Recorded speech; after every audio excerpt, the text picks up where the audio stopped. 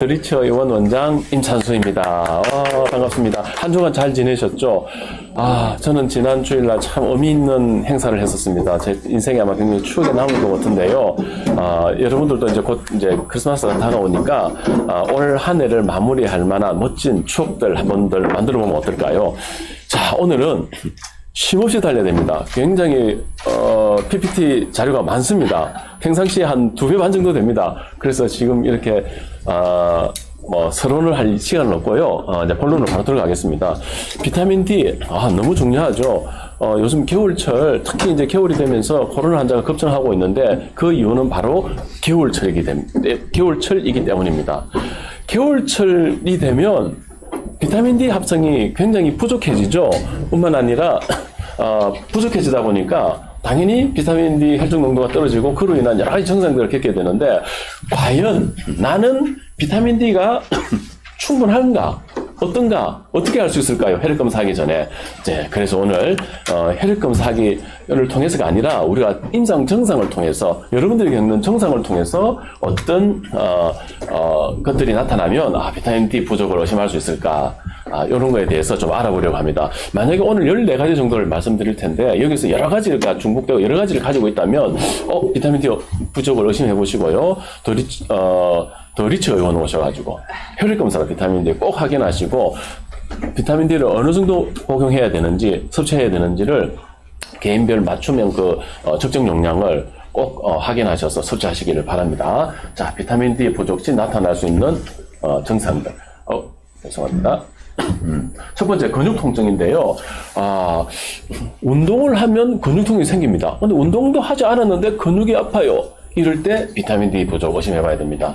그리고 물리치료, 근육통이 있어서 물리치료를 받거나 이렇게 했을 때 치료를 받으면 근육통이 개선이 되어야 되는데 적절한 치료를 받는데도 왜 계속해서 근육이 아프지? 이럴 때 비타민 D 부족을 의심해 보셔야 됩니다. 두 번째, 뼈 통증. 성인이 되면 뼈 성장이 멈춥니다. 그래서 우리가 성장이 멈추면 뼈는 그대로 가만히 있는 장기, 정적 장기라고 생각하는데 아닙니다. 뼈는 끊임없이 오래된 뼈는 파괴되고 또 새로운 그 자리에 새로운 뼈가 채워지고 하는 동적 장기이죠.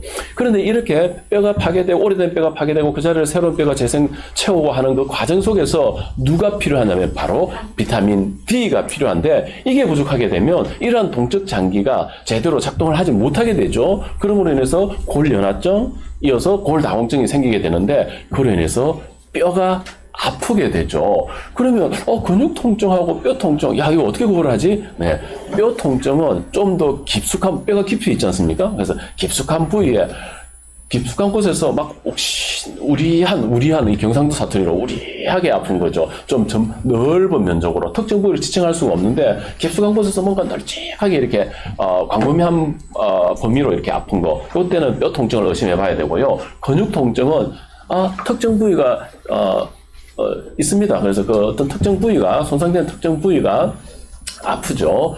그리고 운동을 하면 그 통증이 조금 더 악화가 되는 경향이 있습니다. 이렇게 이제 감별을 해볼 수 있고요. 자, 세 번째, 피로감인데요. 하루 종일 피곤합니다. 자도 피곤하고, 앉아있어도 피곤하고, 그리고 자꾸 게을러져요. 그리고 나태해지고, 이제 이러면, 비타민 D 부족이 아닌가? 요거 의심해 봐야 되고요. 이렇게 자꾸 게을러지고, 나태해지고, 피곤하면, 이 정신적인 건강에도 영향을 미쳐가지고, 이 부정적 생각이 생기게 되고 그로 인해서 신체적인 건강에 또 악영향을 미치게 되는 문제를 일으킬 수가 있다. 그리고 지구력 저하. 평상시에 열심히 운동을 하고 이렇게 하시는 분인데도 쉽게 지쳐요. 내가 뭔가를 하면 쉽게 뭔가 지친다. 이럴 때 비타민 D 부족을 의심해 봐야 됩니다. 지구력이 떨어지는 거죠. 평소 팔굽혀펴기를 한 15개까지, 10개 정도까지는 열심히 잘 하는데 그다음부터 더 이상을 못 하겠어. 그다음부터 지구력을 요하는데 이런 게 잘 안 돼. 그러면 비타민 D 부족을 의심해 보시면 됩니다. 자, 웃고 계시는 우리 임순혜 리더님이 비타민 D 부족과 관련이 맞나 봅니다. 계속 연신 고개를 끄덕끄덕 하시네요. 자, 그 다음에 5번째는 우울인데요. 우리가 바이타민 D는 뇌 건강이 굉장히 중요합니다, 사실은. 그런데 이게 우리가 감정, 정서에도 굉장히 중요한 역할을 하는데 왜 그런 거 하니 우리가 감정과 관련된, 이모션과 관련된 뇌 영역, 즉 대뇌 변연기에 대뇌 변연계가 발음이 참 어렵네. 대뇌 변연 림빅 시스템이라고 합시다. 그냥 이 부분에 는 그 비타민 D를 특별히 더 요구를 합니다. 그렇기 때문에 비타민 D가 감소하게 되면 이 감정에 관여하는 대뇌 변연계가 문제가 생길 수밖에 없죠. 그래서 감정 변화가 생길 수밖에 없고, 뿐만 아니라 이 바이타민 D는 특히 신경전달 물질, 세로토닌이나 도파민과 같은 우리가 행복의 호르몬, 어떤 그 동기부여를 시켜주고, 그래, 난 해볼 거야. 라고 이렇게 해줄 수 있는, 의욕이 생기도록 해주는 이런 호르몬들의, 생성에 관여하는데 비타민 D가 부족하게 되면 이런 신경전달 물질이 제대로 생성되지 않음으로 인해서 기분이 가라앉고 우울해지게 된다, 그 이야기죠. 그래서 평소 기분이 가라앉고 우울하다면 비타민 D 부족을 의심해봐야 됩니다. sad가 뭐죠? 슬픈이라는 형용사죠. 슬픈. 네, 비타민 D가 부족하게 되면 우리를 sad하게 만듭니다. 그래서 많은 사람들이 겨울에 우울증을 경험하게 되죠. 왜 그럴까요? 겨울철에는 비타민 D 합성이 잘 되지 않습니다. 오히려 더 여름철보다도. 그래서 더 새드하게 되는데, 이 새드는 무슨 말이냐면 슬픈이라는 말이 아니고 사실은 seasonal affective disorder라는 약자로 계절성 우울증을 뜻합니다. 이거를 줄여서 SAD라고 그러죠. 계절성 우울증을 겪게 됩니다. 그래서 바이타민 D가 부족하게 되면 계절성 우울증을 겪게 되는 이런 정신적인 건강에 영향을 미친다. 또 하나의 SAD가 있는데, 이거는 여담인데요. SAD, 어떤 SAD가 있냐면요, Standard American Diet, 그러니까 현대인들이 먹는 이 식단, 새드 다이어트. 이거는 우리 몸을 새드하게 만들죠. 그래서, 좋은, 웰 밸런스된, 잘 균형 잡힌 식단을 먹으면서 바이타민 D를 함께 섭취하게 된다면 우리는 정신적으로도 새드에서 벗어나고 육체적으로도 새드한 것에서 벗어날 수 있겠다. 자, 말장난을 해봤습니다. 네. 자, 6번째. 이렇게 말장난을 하고 이러면 웃어주셔야 되는데, 안 웃어주시네. 자, 6번째, 수면장애. 이 수면과 관련된 영역에도 이 바이타민 D 수용체가 있다. 수면과 관련된 이 시상하부에. 그래서 바이타민 D는 수면의 질과 밀접한 관련이 있는데, 비타민 D가 부족하게 되면 수면 질이 떨어질 수밖에 없다라는 거. 그리고 7번째, 이마에 땀. 더우면 당연히 땀이 나죠. 체온이 올라가고, 몸에서 열이 나면 땀이 납니다. 이거는 정상적인 건데, 그런데, 그렇지, 다른 부에 땀이 전혀 나지 않아. 근데 열이 나는 것도 아닌데, 이마가 땀이 삐질삐질 흘리는 사람들, 비타민 D 부족 의심해봐야 되겠습니다. 자, 8번째, 탈모. 바이타민 D가 모낭 성장을 촉진한다는 이야기를 들어본 적이 있으신가요? 네, 오늘 처음 들어보셨다면 상관없습니다. 나이가 들면 자연적으로 이렇게 머리카락이 모발이 가늘어지고 탈모가 생기는 건 당연한데, 그거하고 상관없이 탈모가 생기고, 특히 원형 탈모가 생긴다면 요거 바이타민 D 의심을 강력히 의심해 보셔야 됩니다. 왜냐? 이 원형 탈모는 뭐죠? 자가 면역 질환이죠. 바이타민 D가 면역 조절이 굉장히 중요한 영양소지 않습니까? 그래서 특히 여성에서 원형 탈모를 경험한다. 그러면 바이타민 D 부족을 꼭 의심해 보셔야 됩니다. 9번째, 상처 치유를 지연하는데요. 상처 회복이 더디다면 비타민 D 의심해 봐야 됩니다. 물론 바이타민 C도 중요하죠. 왜냐하면 이 바이타민 D는 피부 세포를 성장시키고 복구하고 대사 그리고 피부 노화를 예방하는데 굉장히 중요한 영양소인데, 만약에 비타민 D가 부족하게 되면 특히 수술한 부위에 수술하신 분이 비타민 D가 부족하게 되면 상처 회복이 지연이 되고 수술 흉터도 많이 나게 됩니다. 지금 그림은 뭐냐면 하재 정맥류가 심하신 분이었는데, 하재 정맥류가 심하게 되면 이렇게 피부에 괴사가 생기게 되는데, 이런 상처가 제대로 아물지가 않는다, 그 이야기죠. 비타민 D가 부족하게 되면. 그래서 주위에서 상처 치료가 잘 안 된다. 나는 왜 이렇게 상처가 잘 안 아물지? 이러면 비타민 D 부족도 한번 의심을 해보시라, 그 이야기입니다. 자, 11번째. 세상에 이석증이 비타민 D하고 관련이 있을 수 있다고요? 네, 맞습니다. 비타민 D는 뇌의 칼슘 균형에 굉장히 중요한 역할을 하는데, 이 이석이 뭡니까? 칼슘 덩어리지 않습니까? 그래서 비타민 D가 부족하게 되면 이런 이석증이 생길 수가 있다. 갑작스럽게 일어나면 체위를 바꾸게 되면 어지럽고 오심, 구토 심하면 막 토하죠. 이런 현상이 생길 수 있고 꼼짝도 못합니다. 손가락 하나 꼼짝 못할 정도로 어지럽습니다. 이런 증상이 있을 때 비타민 D 부족을 의심해 보셔야 된다. 그 다음에 11번째, 심장질환. 비타민 D가 이 심장질환과 관련해서 가장 강화되고 있는 영양소 중에 하나가 바로 비타민 D가 아닐까라는 생각을 해봅니다. 심장질환에 대해서 비타민 D 관련 있어? 이렇게 많이들 생각하는데 관련이 굉장히 많습니다. 비타민 D가. 많은 논문들이 그걸 뒷받침하고 있고요. 왜? 비타민 D가 결핍되게 되면 심장질환이 발생 위험이 굉장히 증가하게 되고요. 또 비타민 D가 우리가 고혈압하고 관련이 있다는 건 이미 우리가 잘 알고 있지 않습니까? 고혈압이 뭡니까? 심장질환의 원인이지 않습니까? 네.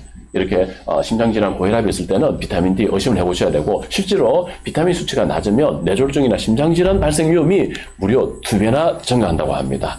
자, 12번째. 체중과 관련이 있는데요. 비타민 D는 칼슘 대사를 조절하게 되는데 이 칼슘이 또 대사에, 에너지 대사에 또 중요한 역할을 한다고 합니다. 비만하신 분들은 체지방이 많습니다. 체지방이 많으면 비타민 D는 지용성이기 때문에 내가 먹은 비타민 D든 피부를 통해서 합성된 비타민 D든 지용성 비타민이기 때문에 어디에 쌓일까요? 어디에 저장이 될까요? 체지방이 저장이 됩니다. 체지방이 적은 사람에 비해서 체지방이 많은 사람은 훨씬 더 비타민 D를 많이 저장하고 있죠. 저장하고 있다는 것이 과연 좋은 걸까요? 써야 될 수 있는 것을 쓸 수가 없다 그 이야기죠. 그래서 비만하신 분들은 훨씬 더 비타민 D 부족을 많이 경험할 수가 있고, 이런 분들은 비타민 D를 많이 먹어야 될까요? 적게 먹어야 될까요? 훨씬 더 많이 먹어야 된다. 어느 정도 많이 드셔야 되냐면 정상 수치를 유지하기 위해서는 적어도 마른 체형을 가지신 분들에 비해서 2배에서 3배 정도 더 많이 드셔야 된다. 라는 이야기입니다. 자, 그래서 이런 체중 증가하고도 관련이 있다. 내가 원인을 모르게 자꾸 해서 체중이 는다 그러면, 비타민 D 부족을 한번 의심해 보시라. 그리고 13번째, 인지기능 감소와 관련이 있는데, 비타민 D가 신경을 보호하는 작용을 하고 있다. 작용을 한다는 거죠. 만약에 이렇게 결핍이 되게 되면 인지기능이 감소하게 되고요. 실제로 낮은 비타민 C 수치는 치매와 알츠하이머 치매를 포함한 모든 치매하고 관련이 있더라. 그래서 비타민 D, 결핍 성인들은 실제로 인지기능 장애가 비타민 D 결핍이 없는 사람에 비해서 무려 4배나 높더라. 이 그래프는 10나노그램 이하가 심한 결핍인데, 심한 결핍이 있을 때 이렇게 인지기능 장애가 가장 심해지더라. 추적기간 세월이 지나면서. 자, 그 다음에 자, 마지막으로 14번째, 재발성 감염. 오늘 제가 이 이야기를 하려고, 오늘의, 사실, 가장 중요한 내용은 14번째입니다. 비타민 D는, 면역계 건강에 직접적 영향을 합니다. 직접적인 영향을 줍니다. 그래서, 충분한 수치를 유지할 시에는 면역계가 건강해지고 감염이나 질병으로부터 대항해 줄 수 있는데, 만약에 비타민 D 혈중 농도가 충분치 않게 되면 재발성 감염이나 만성 질환에 취약하게 되는데, 특히 호흡기 질환이 많이 생길 수 있다. 겨울철 호흡기 질환을 예방하기 위해서는, 호흡기 감염을 예방하기 위해서는 비타민 D 의 충분한 섭취를 통해서 혈중 농도를 충분히 유지시키는 게 굉장히 중요하다. 왜 날씨가 추워지면 호흡기 감염이 잘 생길까? 그 첫 번째 원인이 뭐냐면 날씨가 추워져요. 추워지면 바이러스의 전염 속도가 굉장히 빨라져요. 여름철에 잠잠해지던 코로나가 왜 겨울이 됐더니 우리가 뭐 더 많이 돌아다녀서 그렇습니까? 아니, 전염력이 더 세지기 때문에 계속해서 지금 문제가 되고 있죠. 그 다음에 이제 습도가 낮으면 바이러스들이 더 날뜁니다. 습도가 낮기 때문에. 겨울철 습도가 뚝뚝 떨어집니다. 그리고 실내 생활을 겨울철 되면 여름철보다 훨씬 더 실내 활동을 더 많이 하게 되죠. 그래서 겨울철 실내 활동이 오히려 실내 공간에서 훨씬 더 바이러스 전파 속도를 더 강하게 만들죠. 그렇기 때문에 우리는 이 바이러스, 이 공기청정기를 통과해서 바이러스를 걸러줄 수 있는 정말로 깨끗한 공기를 마실 수 있도록 우리가 컨트롤하는 것이 굉장히 중요하겠죠. 그리고 콧물 빈도, 콧물을 계속 겨울 되면, 여름철 콧물 흘립니까? 겨울철 콧물 많이 흘리죠. 이 콧물을 닦다가 어디다가 옷에도 닦고 손잡이도 닦고 뭐 컴퓨터 자판기도 두드리고, 그런데 다른 사람이 와서 문을 또 잡고 컴퓨터 자판 두드리고 하면 전염이 또 되겠죠. 그래서 겨울철에 바이러스가 잘 퍼지죠. 우리 리더님 자주 그 콧물을 닦고 이렇게 하시는군요. 네. 자, 면역기능. 체온이 1도 떨어지면 대사가 20% 감소합니다. 대사가 20% 감소하게 되면 면역 기능들이 확 떨어지겠죠. 그래서 추워지게 되면 면역 기능이 떨어지게 됩니다. 그리고 6번째, 비타민 D와 관련이 있기 때문에 그렇습니다. 비타민 D. 추워지면 겨울철에 비타민 D가 합성이 됩니까? 안 됩니다. 안 되니까 어떻게 해야 됩니까? 먹어야죠. 이 비타민 D 감소가 겨울철 호흡기 질환에 결정적인 영향을 준다 이 이야기죠. 그래서 비타민 D를 섭취를 해야 된다는 이야기고요. 이거는 호흡기 좌측에는 이제 폐를 그리는 그림이고요. 우측은 폐를 그리는 그림이고요. 좌측은 폐포, 우리가 가스 교환하는 그림인데요. 이 폐포에는 저렇게 폐포 안에 자리 잡고 있는 대식세포도 있고, 또 문제가 생기면 혈관 속에 또 호중구라는 놈이 또 폐포 안으로도 들어가서 면역작용을 하죠. 이렇게 폐포 안에는 여러 가지 바이러스들이 침투했을 때 대비하기 위해서 이렇게 면역 기능이 방어기전이 충분하게 장착이 되어 있는데, 얘들을 움직이게 하는 것이 바이타민 C도 하지만 여기서 굉장히 중요한 거는 바이타민 D가 얘들을 면역 기능을 제대로 잘 수행할 수 있도록 도와주는 영양소라는 사실. 이 폐포에서 바이타민 D가 부족하게 되면 감염이 잘 생길 수밖에 없다, 그 이야기예요. 여기를 더 설명을 드리기에는 제가 시간이 한정이 되어 있어서 일단 넘어가도록 하고요. 자, 우측 그림은 뭐냐면, 몇 년도죠? 잠깐만 자리를 이동하겠습니다.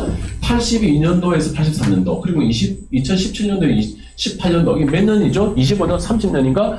보자, 82년, 35년. 35년 동안 독감의 추이를, 패턴을 이렇게 분석을 해봤던 거죠. 그랬더니 언제 독감이 많이 생기나요? 독감이 언제, 요게 지금 독감이 가장 많이 걸리는 달을 표시를 한 거고요.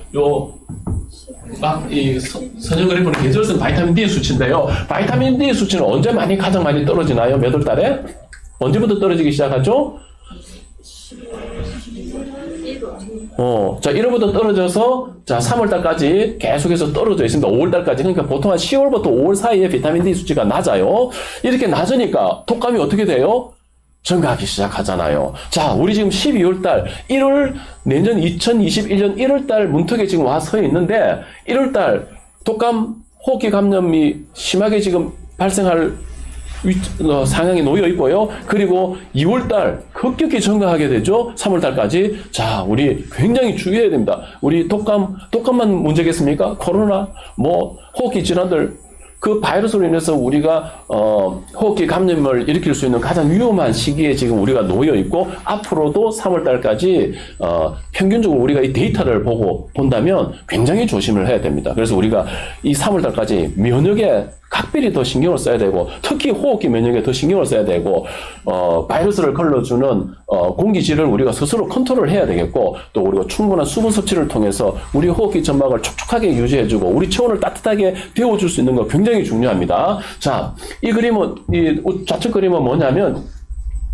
내셔널 휴먼, 인간의 활동 패턴을 조사를 했던 거예요. 과거에 비해서 실내에서 보내는 총 시간이 훨씬 더 늘어났는데요. 실외 활동, 이게 9,196명을 대상으로 이렇게 실내 생활의 패턴을 이렇게 조사를 해봐서, 당신은 몇 시간 동안 집에서 있습니까? 당신은 차 안에 몇 시간 있습니까? 이렇게 조사를 해봤더니 세상에 87%가 시간을 실내에서 보내고 있더라는 거죠. 야외에서 보낸 시간은 겨우 7.6%. 이러니 겨울철 더더군다나 비타민 D 합성은 부족할 수밖에 없을 거고, 그 다음에 실내에서 거주하니까 바이러스 전파, 그래서 감염을 시키는 것은 훨씬 더 많이 생길 수밖에 없다. 그래서 겨울철에도 문제가 될 수밖에 없다는 걸 보여드리고요.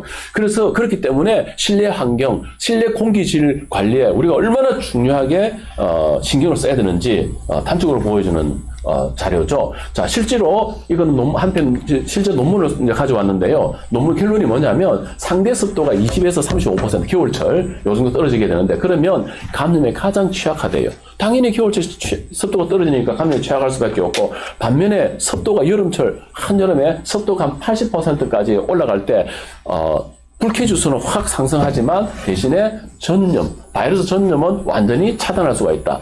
기온을 봤더니 겨울철 기온이 뚝 떨어지게 되는데, 섭씨 5도씨만로 유지시 20도씨에 비해서 전염 빈도가 훨씬 더 증가하더라는 거죠. 겨울철 0도 이하로 떨어지는 계절에는 훨씬 더 전염력이 더 좋겠죠. 그리고 30도씨 정도 올라갔더니 전염력은 전혀 전염되진 않더라. 그 다음에, 요거는 이제 바이타민 D하고 독감과의 관련성인데요. 우리가 꼭 이걸 독감이라고 생각하지 말고, 그냥 코로나라고 한번 대입을 해보자 이야기죠. 아직까지 코로나에 대한, 지금 기간이 짧다 보니까 장기적인 임상 데이터가 나와 있지 않기 때문에, 과거에 독감과 관련해서 어떤 비타민 D가 작용을 했는가를 유추해보면, 우리가 호흡기 똑같은 바이러스 질환이니까, 유추해볼 수 있겠죠. 자, 바이타민 D는 바이러스에는 작용하지 않습니다. 하지만 면역계에 작용한다. 그 이야기죠. 그래서 결론이 뭐냐. 비타민 D 수치가 낮을수록 호흡기 감염에 취약하더라. 11,000명을 조사를 해봤더니 비타민 D 보충 시 비타민 D가 많이 부족했던 그룹, 아주 결핍이 심했던 그룹에서 가장 큰 효과가 있는데 호흡기 감염을 무려 50% 정도 줄여주더라. 비타민 D를 30 정도 수치, 정상 수치로 올려만 놓기만 해도.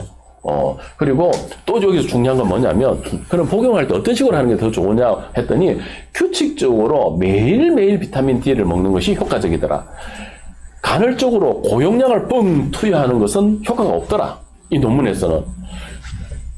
주사를 20만 유리도 주사를 몇 달에 맞는 게 좋겠어요. 매일 먹는 게 좋다. 그 이야기예요. 매일 먹는 게 좋다. 그 이야기죠. 자, 다음.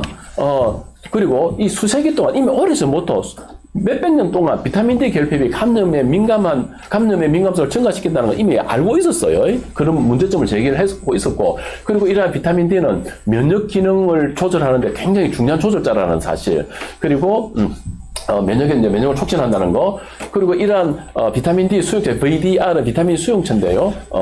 이 수용체는 다양한 면역세포가 이 비타민 D 수용체를 가지고 있더라. 그 이야기는 비타민 D가 이 면역세포들이 중요하다. 그래. 중요한 영양소라는 이야기죠. 특히 이런 단핵구와 호중구들은 비타민 D의 자극을 받아서 뭘 만들어내냐 하면 항균 펩타이드, 카텔리시딘이라는 항균 펩타이드를 만들어내는데, 이게 호흡기 감염을 예방하는데 굉장히 중요한 항균 물질이라는 거. 인간이 우리 인체에서 스스로 만들어내는 유일한 항균 물질 카텔리시딘이 비타민 D가 있어야지 만들어진다는 사실. 그런데 이게 호흡기 감염을 예방하는데 굉장히 중요한 역할을 한다는 사실. 자, 왜 이렇게 비타민 D가 결핍되면 이렇게 많은 증상을 일으키고 이렇게 많은 질병을 이렇게 많은 질병에 대해서는 언급을 하지 않았는데 굉장히 많은 질병을 일으킵니다. 비타민 D 결핍과 관련해서. 왜 그럴까? 인체의 모든 세포들이 비타민 D를 요구를 하거든. 그리고 비타민 D는 핵전사인자인데, 좋아요. 핵전사인자 어렵지? 모르겠죠? 몰라도 좋아요. 2,000여 개의 유전자 발현에 관여한다는 거죠. 우리 인간 유전자가 몇 개인 줄 압니까? 휴먼 게놈 프로젝트를 통해서 2000년도에 우리 인간 유전자가 몇 개인 걸로 밝혀졌습니까? 굉장히 많을 거라고 하기 전에 한 10만 개 정도 되지 않을까? 수십만 개 되지 않을까 생각했는데, 실제로 깨봤더니 어땠죠? 23,000여 개밖에 안 됐죠. 22,000개에서 23,000여 개밖에 안 됐습니다.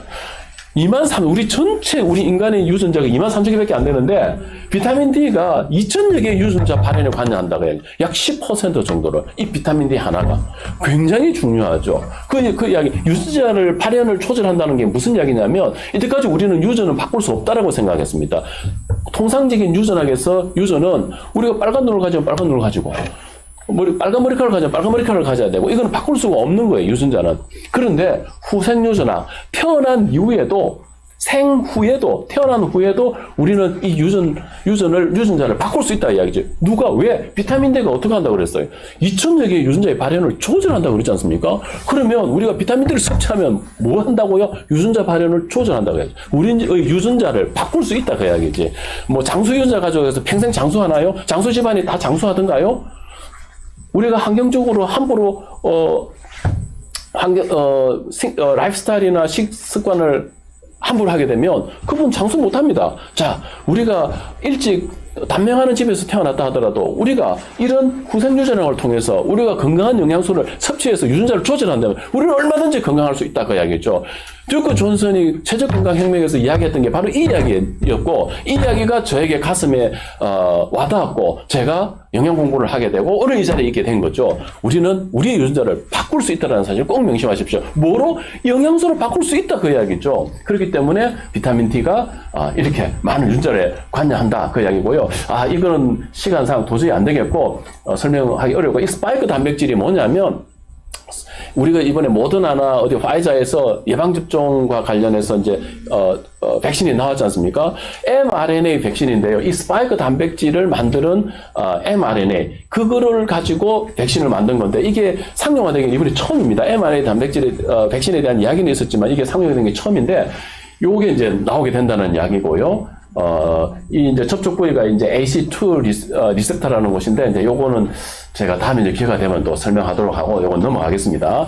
자, 시간 관계상. 자, 우리 호흡기 건강은 정말 중요합니다. 비타민 D 호흡기 건강을 예방하는 데 굉장히 중요한 도구 중에 하나라는 사실 꼭 인식하시고 앞서 이야기했던 14가지 증상들을 몇 가지를 가지고 계신다면 주위에서 그런 분이 있다면 꼭 비타민 D 체크하셔서 얼마나 부족한지 그러면 어느 정도 먹어야 되는지 꼭 해서 올 겨울 2월달 3월달 특히 이제 문제가 될 텐데 그때 우리 호흡기 질환으로 인해서 고통받지 않도록 그렇게 했으면 좋겠고요. 저 우측 엑스레이 흉부 엑스레이 사진은 건강한 사람의 엑스레이 사진입니다. 아주 공기로 가득 차 있죠. 그런데 좌측은 코로나 바이러스로 인해서 ARDS 급성 호흡기 아이고 한국말로 모르겠다. 어쨌든 이 폐포가 파괴가 돼가지고 이렇게 공기가 안 들어차 있지 않습니까? 위에만 약간 차 있죠. 숨 쉬지 못하는 고통 어떨 것 같습니까? 숨 쉬지 못하는 고통. 우리는 3분만 숨을 쉬지 못하면 죽게 됩니다. 사망하게 됩니다. 지금 이 상태는 생명 유지 장치 인공호흡기를 통해서 생명은 유지할 수는 있겠지만 점점 더 폐포가 파괴가 되면 생명 유지 장치로서 계속 교환을 할 수 있는 폐포가 남아 있지 않다면 생명 유지 장치로서 더 이상 생명 유지할 수 없습니다. 우리 안타까운 죽음, 안타까운 질병으로부터 우리가 고통받는 분들 너무 많습니다. 영양소로서 얼마든지 지킬 수 있습니다. 여러분 비타민 D 꼭 전달하시고요. 그리고 우리 실내 환경을 조절하는 공기의 질을 조절하는 부분에 대해서도 꼭 많이 전달하시게요. 그리고 저는 매일 아침 허브차, 따뜻한 허브차 몸병에 넣어서 이렇게 아침마다 마시게 되는데 이런 허브차를 통해서 우리가 호흡기 점막도 촉촉하게 적셔질 수 있도록 합시다. 자, 이상 마치겠습니다. 감사합니다. 잠깐 강의 내용이 도움이 되셨다면 좋아요, 구독, 알람 설정 부탁드리겠습니다.